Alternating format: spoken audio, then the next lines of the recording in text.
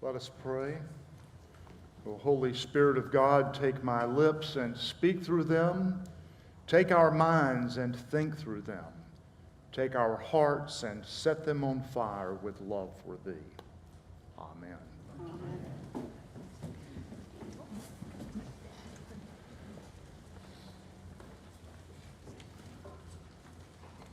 The lesson this morning from the book of Exodus is one of those stories that is essential to our life and understanding of who we are as Christians.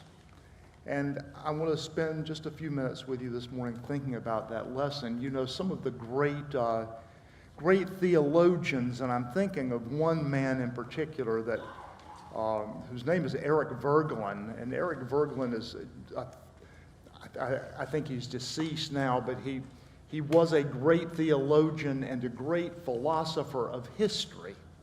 And Professor Voegelin, once upon a time, wrote that this story marks, now get this, the story of the beginning of Western civilization. That when Moses encounters God in the burning bush, that is the moment when humanity discovers that history is moving forward. That history isn't locked into a sort of endless repetition of cycles and seasons and reenactment of what's already been before. But the moment that Moses encounters God in the burning bush, and they have a conversation. A man has a conversation with God about history, about slavery, about freedom, about oppression, and about the way in which God remarkably is going to enter into the lives of his people, the Jews, slaves in Egypt, and liberate them. That marks the beginning of Western history and civilization. Isn't that remarkable? What a great event. I was thinking about that scene this morning as I drove over to Ponte Vedra, and it occurred to me, the theme of fire so often comes into our faith. You know, the flame leading the children of Israel through the wilderness, the cloud of fire, the flames said to have leapt from the heads of the apostles on the day of Pentecost, and then the way in which John Wesley tells us his heart was strangely warm. There must have been a fire there somewhere, right? That God uses that theme of fire in our lives and in our history to remind us always that we are moving forward, that we're not locked in, that the past doesn't bind us and constrict us and enslave us both figuratively and literally, but that God is there to free us, liberate us, and take us forward. Now, one thing we Christians know about ourselves is that we're a mixed bag of characteristics. On the one hand, we are, for the most part, a very needy bunch. But then again, so is all of humanity, right? We hurt, we break, we get sick, we mourn, we have addictions to things and to people that aren't good for us, that hurt us, that drag us down, that would hold us back. We lead complicated lives. You know, years ago in my ministry, I decided that I would very seldom use the word sinful in describing people, that I would much rather think of us as complicated. It's not a bad way to think about it, because the things that bind us, that enslave us, sometimes are our choice and sometimes they aren't, but they're all complications. So one of the universal characteristics of every one of us is our need. And remember, just as God came to Moses in the bush and talked about liberation, Jesus stood up on the very first event of his public ministry and said the following: "The Spirit of the Lord is upon me. He has anointed me to preach good news to the poor, to proclaim release to the captives, recovery of sight to the blind, to set at liberty those who are oppressed." Jesus' first words from the pulpit. Who's he quoting? He's essentially quoting the words of God spoken from the burning bush. And he's saying, I am the one whom God has sent to free, to liberate, to heal, and to keep on course.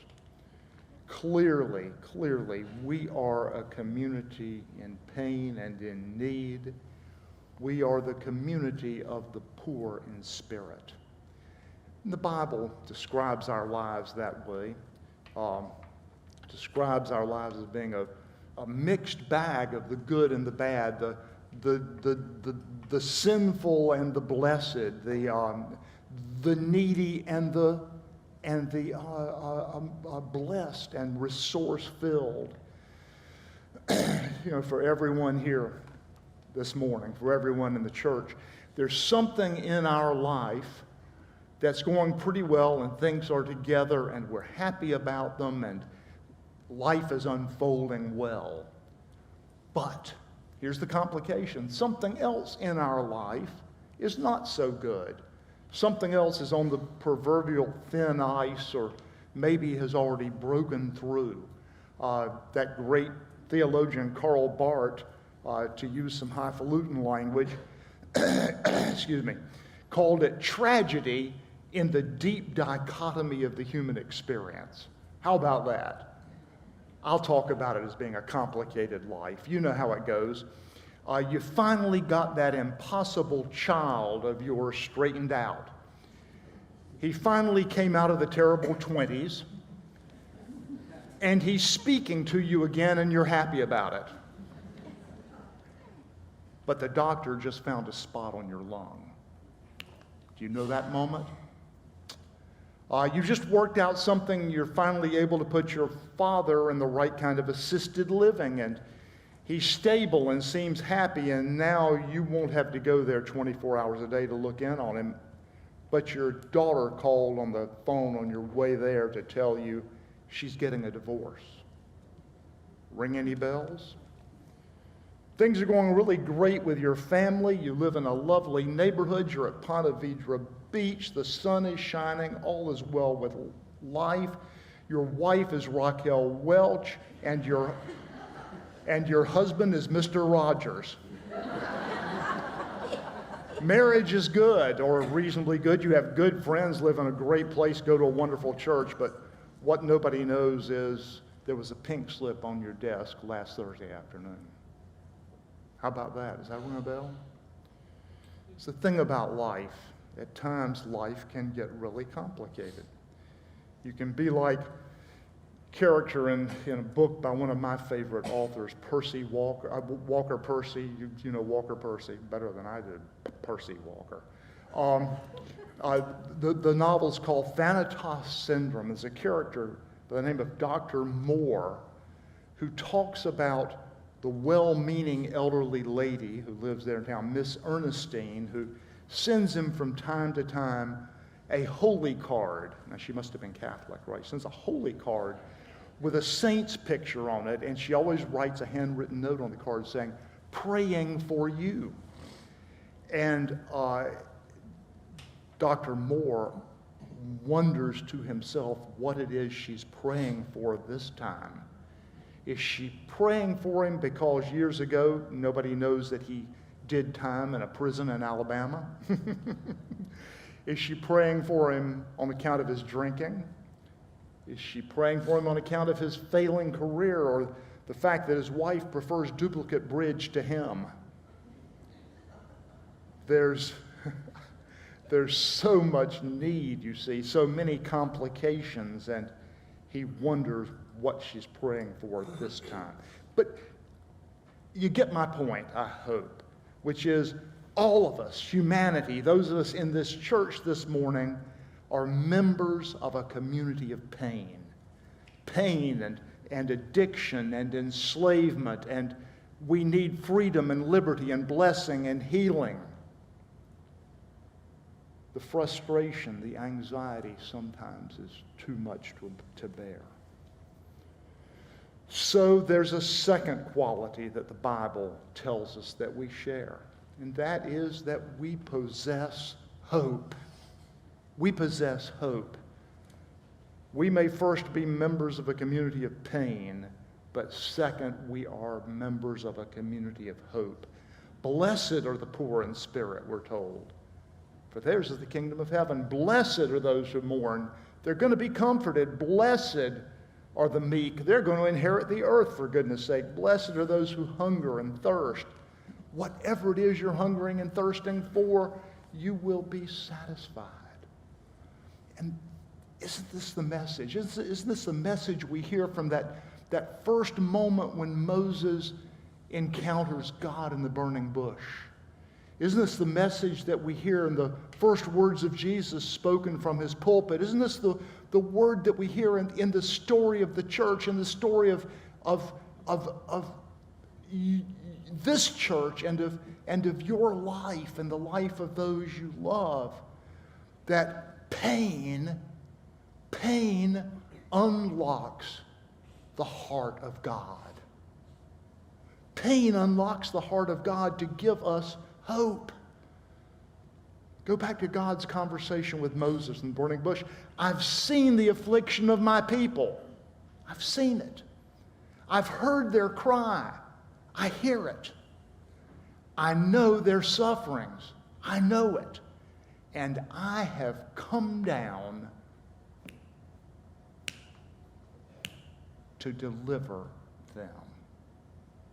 I've seen, I've heard, I know, and I have come. We believe that hope and the good news, the gospel, is true. We believe Jesus wasn't playing with us when he said that he had come to pronounce freedom and liberty, that he had come to lead us out of bondage, that he had come to accomplish the job that God said he would come down to accomplish, not just for the Jews enslaved in Egypt, but for all of us, whatever the slavery of our day in and day out life might be. So why do we gather here on Sunday morning? We don't do it so that people will see our car in the parking lot. We don't do it for the glory, goodness no. We surely don't do it so people will think a lot more of us, because in the world today they don't.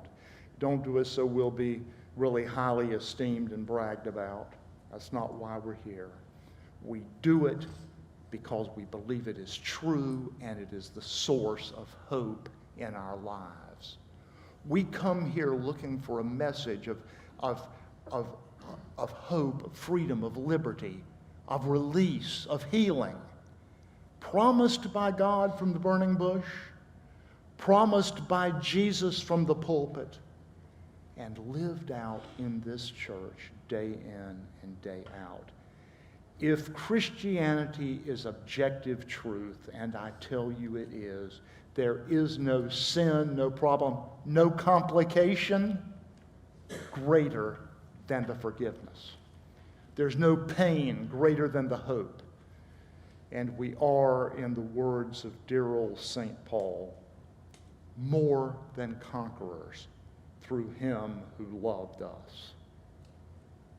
We are the ones of whom Paul said nothing was ever going to separate us from the love of God. We're part of a wonderful and interesting and absorbing community, a community of pain and of need, a pain of addiction and anxiety and frustration. We're also part of a community of promise and of hope. That's who we are as Christians. And that's what brings you and me back here to this place Sunday after Sunday. That's what puts us on our knees, either literally or metaphorically, every day as we reach out to God in prayer. We stand in a long line of people who were first parts of that community of pain, your grandparents and mine, our great-great-great-great-grandparents, all the way back to Adam and Eve in the garden. But we also are part of a community of promise and hope delivered to us from that burning bush, confirmed for us by Jesus Christ, and now engraved on and burning in your heart as the freedom, the love, the mercy, the grace that you know in God through Jesus Christ our Lord.